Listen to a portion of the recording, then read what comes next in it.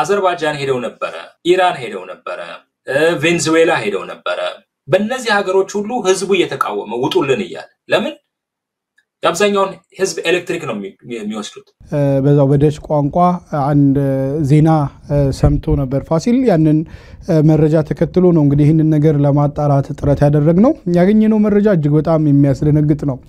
ኢትዮጵያ ውስጥ የሶስት ኤሌክትሪክ ኃይል ማመንጫ ድርጅቶች በጋራ ሊያመነጩት የሚችሉትን ኃይል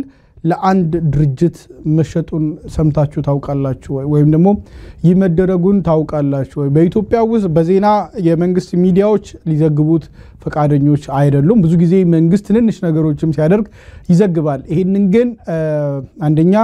የተገነባ ያለው ይሄንን ኃይል የሚጠቀመው ተቋም በሚስጥር እንዲያዝ ነው የተደረገው ከደህንነት አንፃር በሚስጥር እንዲያዝ ተደርጓል ወይም ቦታው የት እንዳለ እንዳይታወቅ ተደርጓል አንዱ ስምምነታቸው ነው ሌላኛው ድርጅቱ በብዙ ሀገራት ላይ ይህንን ስራ ለመስራት ሄዶ ተቃውሞ ገጥሞት ከብዙ ሀገራት የወጣ ነው በተለይ ደግሞ ታዳጊ ሀገራት አብዛኞቹ ተቃውሞ በማቅረባቸው በሁለት ምክንያት ነው አንደኛ ግዙፍ የሆነ ኃይል የኤሌክትሪክ ኃይል ይፈልጋል ሁለተኛ ደግሞ ኢንቫይሮንመንታል ፖሊዩሽን ይዞ ይመጣል ከዛ ውጪ ደግሞ ለዛ ድርጅቱ ለሚቋቋምበት ሀገር የሚያበረክተው አስተዋጽኦ ከኤሌክትሪክ ሽያጭ ባሻገር የሚያመርተው ፕሮዳክሽን ስለሌለ አይፈልግም ዓለም አቀፉ ገበያ ላይ ነው የሚሰራው ድርጅቱ ግን ደሃገሮች ላይ ዝቅተኛ የኤሌክትሪክ ታሪፍ የሚሸጡ ሀገሮች ጋር በመሄድ ብዙ ሀብት የሚያታርፍና የሚያጋብስ ድርጅት ነው እንደው ለቁጥሩን ከመናገሪ በፊት ምን ያክል ኃይል ነው የሚወስደው ሚሊዮን ላቅርበው ጢስ አባይ 2 ቆቃ እና አዋሽ 2 በድምር የሚያመነጩትን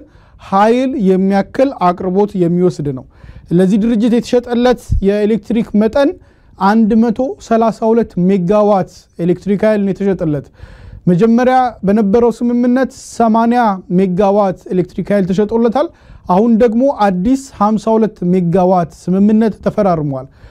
20ውን አስቀድሞ ቀጥሎ ደግሞ 32ቱን በዚህ በ2025 ዓመት አጋማሽ መጨረሻ አካባቢ ላይ እንደሚለቀቅለት ወይም ደግሞ ሴኩር እንደሚያደርግ ድርጅቱ አስታውቋል እጅግ በጣም አግራሞትን የሚጭን ነው ምን ማለት ነው የሚለውን ነገር እንደው ወደ ቁጥር ለመቀየር ወይም ደግሞ ሰው ሊረዳ በሚችለው መንገድ ለማምጣት አስፈላጊ ነው በእንደዚህ ራፍሊ 70,000 አካባቢ ቤቶችን ሊያበራ የሚችል አቅም ያለው የኤሌክትሪክ ኃይል ማለት ነው ለዚህ ለአንድ ድርጅት የተሰጠው ቀደም የጠቀስኳቸው ግድቦች ለምሳሌ ፊንጫ 134 ሜጋዋት ነው የሚያመነጨው ወይም አንድ ፊንጫን የሚያክል ግድብ ለአንድ ድርጅት የተሸጠበት ማለት ነው ወይም የጢስ አባይን ብንወስድ 73 ሜጋዋት ነው የሚያመነጨው ቆቃ 43.2 ሜጋዋት ነው የሚያመነጨው አዋሽ 2 32 ሜጋዋት ነው የሚያመነጨው አዋሽ 3ም እንደዚሁ 32 ነው እነኚህ ግድቦች አጠቃላይ ተደምረው የሚያመነጩትን የሚያክል የኤሌክትሪክ ፓወር ለአንድ ድርጅት ተሸጧል ድርጅቱ ማን ነው ምንድነው የሚሰራው ምንድነው የሚያመርተው ሚሊዮን ነገር ደግሞ እናንሳው ድርጅቱ ዩናይትድ አረብ ኤሚሬት ውስጥ ወይም የተባበሩት አረብ ኤሚሬት ውስጥ ቤዝ ያደረገ ወይም ባለቤትነቱ ከዛ የሆነ ግሎባል ክሪፕቶከረንሲ ብሎክቼን እና ኔክስት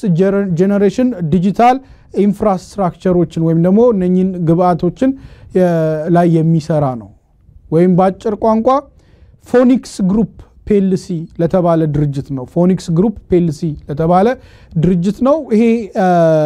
የቢትኮይን ማይኒንግ ክሪፕቶከረንሲ ማይኒንግ ካምፓኒ ነው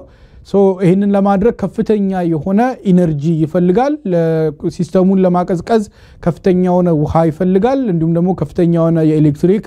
ኃይል ይፈልጋል ይሄንን ክሪፕቶከረንሲ ክሪፕቶ ማይኒንግ ካምፓኒ 132 ሜጋዋት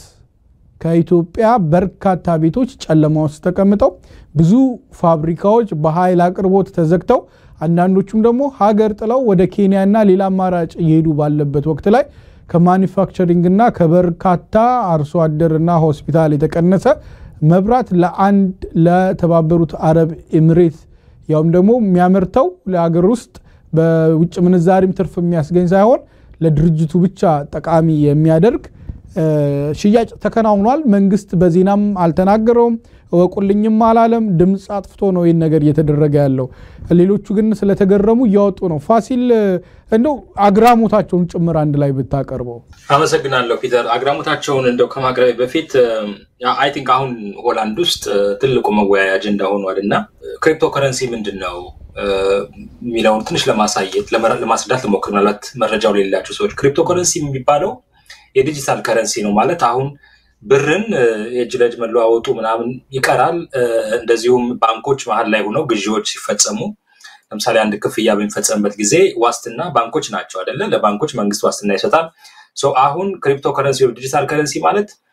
ባንኮች የባንኩ መሃል ላይ ያሉትን ባንኮችን በማስወጣት በቀጥታ ገዢዎችና ሻጮች የሚገናኙበት መድረክ ማለት ነው ይሄው ማለት እኔ በቀጥታ ያለ ባንኩ ሳይገባ ላንተ የሆነ ክፍያ መፈጸም ይችላል በክሪፕቶ ከረንሲ ማለት ነው ሶ ድሮግን የሚደረገው ወይ ወደ ባንክ ይሄዳል ወይ ፔፓል ስትሄድ ወይ ፔፓል ይሄዳል ወይ ማስተር ካርድ ምናምን ሄደው እነሱ አይተው አፕሩቭ አድርገው ነው ላንተ ክፍያ የሚፈጽሙልን አሁን ያን በሙሉ ያስቀርና በቀጥታ በገዢውና በሻጩ መሃል የሚካሄድ ግብይት ነው በትረስት በእምነት ደረጃ ስታየው በቃ ድሮም እምነት የሚሰጥህ መንግስት ወይም ደግሞ መንግስት ያቋቋመው የባንክ ነው ብሔራዊ ባንክ ወይ ምናምን ትረስት አደረገዋል ይሄኛው እንደዛ አይነት ትረስት ሌቭል የለውም በቀጥታ የሚካሄድ ግብይት ነው ሶ ከዛ ውስጥ ቢትኮይን አንዱ ነው በጣም ብዙ ክሪፕቶ ከረንሲዎች አሉ በሺዎች የሚቆጠሩ እና ትልቁ ታዋቂው ቢትኮይን የሚባለው ነው አሁን ስታየው ዝም ብሎ የዲጂታል ከረንሲ መገበያያ ገንዘብ ነው ሲወጣ ሲወርድ የሚውል ገንዘብ ነው ማርኬት ቫልዩ የማርኬት ዋጋው እንደ ሰው ፍላጎት በየጊዜው ይጨምራል ይቀንሳል ሶ ግን ይሄ ምንድነው በዚህ ደረጃ መነጋገሪያ ያደረገው ብለ ብትለይ ቀደም እንዳልከው ቢትኮይን ወይም ክሪፕቶ ከረንሲ ለመትከል ማነው ስራ ለመስራት በጣም ብዙ ኮምፒውተር ያስፈልጋል ካቱ በአለም ላይ ብዙ ግዢዎች ነው የሚፈጸሙት ሶ እነዛን ራን የምታደርግበት በጣም ሂዩጅ የሆኑ ኮምፒውተሮች ያስፈልጋል እነዛ ኮምፒውተሮች ደግሞ በጣም ብዙ ኃይል ይጠቀማሉ ብዙ የኤሌክትሪክ ኃይል ይጠቀማሉ ስለዚህ ብዙ ሀገሮች እነዚህ ቢትኮይን ወይም ደግሞ እነዚህ ክሪፕቶ ከረንሲዎች ብዙ ኢነርጂ ስለሚጠቀሙ በሀገራቸው እንዲተከሉ አይፈልጉም ለምን ከማህበረሰቡ እየተቀነሰ ነው ኤሌክትሪክ የሚሰጣቸው ሶ የኤሌክትሪክ ፍጆታቸው በጣም ከፍተኛ ስለሆነ አቮይድ ያደርጓቸዋል ሁለተኛ ፕሮዳክሽን ዋይ ስታየው አንድ ፋብሪካ ኢትዮጵያ ውስጥ ቢመጣ ያ ፋብሪካ ምርት ያመርታል ለተወሰነ ደረጃ ለኢትዮጵያ ገበያ ምናምን ያቀርባል ቢትኮይን እንደዛ አይደለም የሚያመርተው ምርት የለም ቀደም እንዳልኩ እንደ ባንክ ትራንዛክሽን የምታደርግበት ተቋም ብቻ ነው ሶ በጣም ብዙ በምርት ደረጃ ለሀገሪቱ ይሄን ያህል የሚጠቅመው ነገር የለም ሶ ግን ብዙ የኤነርጂ ብዙ ኃይል ብዙ ኤሌክትሪክ ስለሚጠቀም ብዙ አገሮች ለቢትኮይን ገበያ ወይም ደግሞ ለቢትኮይን ተቋማት ቦታቸውን አይሰጡም መተው እንዲቋቋምባቸው አይፈልጉም ሶ ይሄን በማወቃቸው የቢትኮይን ሰዎች በጣም በፍጥነት ትርፍ ስለሚፈልጉ እንግዲህ የሆላንዶች ጋዜጠኞች ሲወያዩ የሰማሁትና ኤክስፐርቶች ሲያወሩ የሰማሁት በአለም ዳርቻ ይዞራሉ የት ነው ርካሽ ኤሌክትሪክሲቲ ያለበት ቦታ ብለው ሶ በጣም ብዙ በአለም ላይ ቺፕ የሆነ ርካሽ የሆነ ኤሌክትሪክሲቲ ያለባቸው አገሮች አሉ እዛ አካባቢ በሚሄዱበት ጊዜ ማህበረሰቡ እየተቃወመ ተቀባይነት እያሳጣቸው ስለመጣ በአለም ላይ ሄደው መጨረሻ ላይ ቺፕ የሆነ ርካሽ የሆነ ኤሌክትሪክሲቲ ያገኙት ኢትዮጵያ ላይ ነው አዘርባይጃን ሄደው ነበር ኢራን ሄደው ነበር ቬንዙዌላ ሄደው ነበር በእነዚህ ሀገሮች ሁሉ ህዝቡ እየተቃወመ ውጡልን ይያል ለምን ያብዛኛውን ህዝብ ኤሌክትሪክ ነው የሚወስዱት ስለዚህ ከዛ ሀገር ሁሉ እየወጡ ነበር ቻይናዎች አይፈልጓቸው ሁሉም ሀገር አይፈልጋቸውም ሶ በጣም ቺፕ የሆነ በጣም ርካሽ የሆነ ኤሌክትሪክ የሚገኘው ኢትዮጵያ ነው ስለዚህ ኢትዮጵያ በጣም ብዙ ኤሌክትሪክ ስለምታመርትና ማህበረሰቡ ደግሞ ተጠቃሚ ስላልሆነ በዛ ላይ ደግሞ መንግስት በዋጋ ደረጃ በጣም አነስተኛ ክፍያ ስለሆነ የጠየቃቸው ምናልባት የዱባይ ካምፓኒ የዩናይትድ አረብ ኤሚሬት ካምፓኒ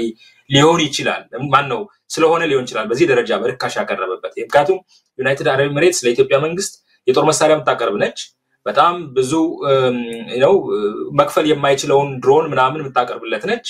ስለዚህ የዩናይትድ አረብ ካምፓኒዎች የኢትዮጵያን ኤነርጂ የተጠቀሙ ለራሳቸው አትሊስት በዛ ያካክሳሉ ለመሳሪያ ለምናምን የሚያወጡትን ለመንግስት የሚሰጡትን እርዳታ በዚሁ መልኩ ያካክሱ ይሆናል በጣም ቺፕ የሆነ ኤሌክትሪክ የኢትዮጵያ መንግስት በርካሽ ዋጋ በማቅረቡ ኢትዮጵያን እንደመረጡ ይናገራሉ። አንደኛው እንግዲህ ጋዜጠኞች የሚሉት በጣም ርካሽ የሆነ በደንብ ፈጣን የሆነ ትርፍ ለማግኘት ካላቸው ፍላጎት ነው ይላሉ። ሁለተኛ ግን በጣም ያዘኑት ነገር በነገራችን ላይ ቀደም የት ቦታ ነው አዲስ አበባ አካባቢ ነው ግን ቦታው ሚስጥራዊ ነው ይላል ዘገባውን ሳይው አንደኛው ፎልክስክራንት የተባለው ጋዜጣ ያወጣው ሚስጥራዊ ነው እንዲታወቅ አይፈልግም። አው በጣም አደገኛ ነው። ከቱም የአዲስ አበባ ህዝብ የኢትዮጵያ ህዝብ አብዛኛው መብራት አጥቶ ወይም መብራት እየጠፋበት ለአንድ የዱባይ ካምፓኒ የዩናይትድ አረብ ኤሚሬት ካምፓኒ በጣም በርካሽ ይሄን ያህል 170 ምናምን 132 ሜጋዋት ኃይል መስጠት ማለት 70,000 ዜጎችን ጨለማ ውስጥ አኑሮ እንደመስጠት ነው የሚቆጠረው መጠኑ ያን ያህል ስለሆነ። ስለዚህ ህዝቡ ሊቃወሙ ይችላል ብለው ስለሰጉ ቦታውን በሚስጥር ነው ያዙት እንደዘገባው ከሆነ። ሌላው ጋዜጠኞችን የገረማቸው ኢትዮጵያ በሚሊዮን የሚቆጠሩ ዜጎች አርሶ አደሮች እና ትንሽ ከተማ ላይ ያሉ መብራት የላቸውም። መንግስት ምን ያህል ኢነርጂ ቢተርፈው ነው ምን ያህል ኃይል ቢተርፈው ነው ለነዚህ ለቢትኮይን ገበያ ይሄን ያህል ኃይል ለማቅረብ የቻለው ብሎ አንደኛው ሲጠይቀው በጣም ነው የሚገርመው። በጣም ሰርፕራይዚንግ ለኛም በጣም አስገራሚ ነገር ነው። በቃ መንግስት ገጽታው ኢትዮጵያ ከረሃብ ከምናምን እየወጣች እድገት እያሳየች ነው የሚለውን ገጽታ ለመሸጥ በሚል ብቻ ያሁሉ ህዝብ በሚሊዮን የሚቆጠረው ህዝብ መብራት አጥቶ እሱ ግን ለእንዲህ አይነት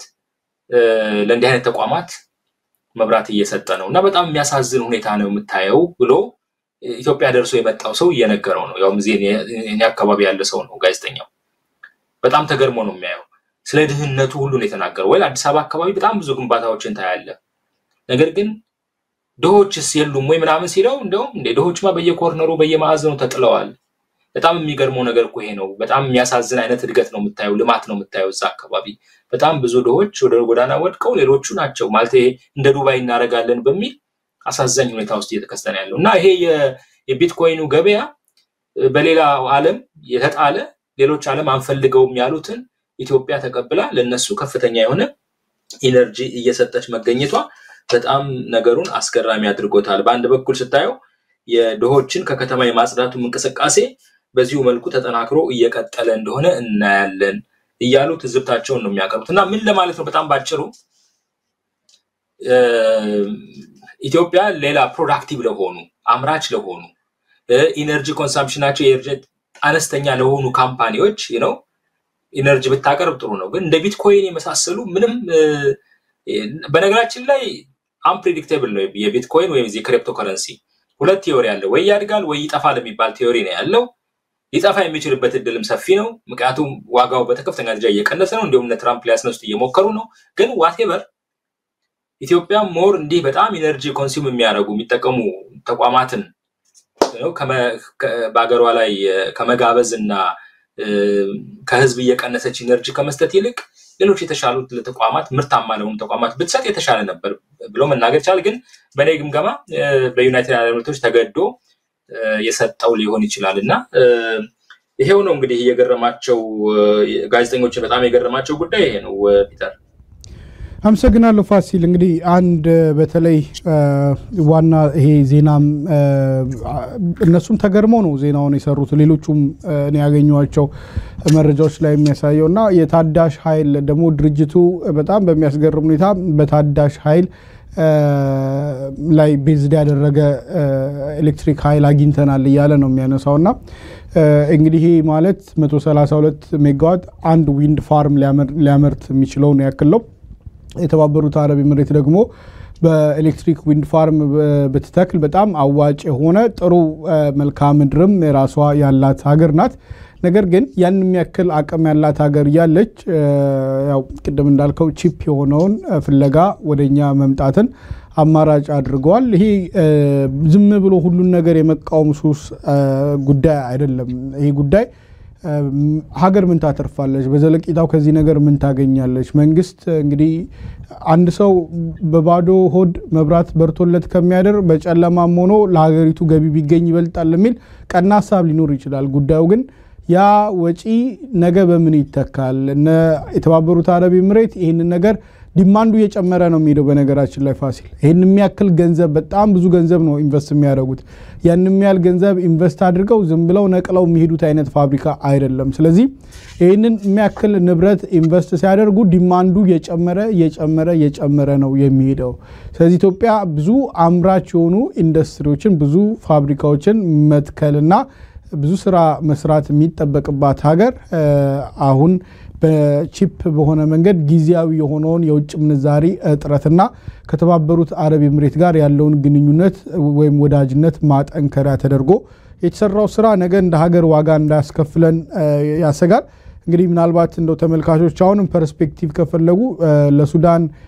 ኤሌክትሪክ እንሸጣለን የሚባለው ከሱዳን ጋር የገባነው ስምምነት በአመት 100 ሜጋዋት ለማቅረብ ነው አሁን ለዚህ ለአንድ ድርጅት የምናቀርበው 132 ሜጋዋት ነውና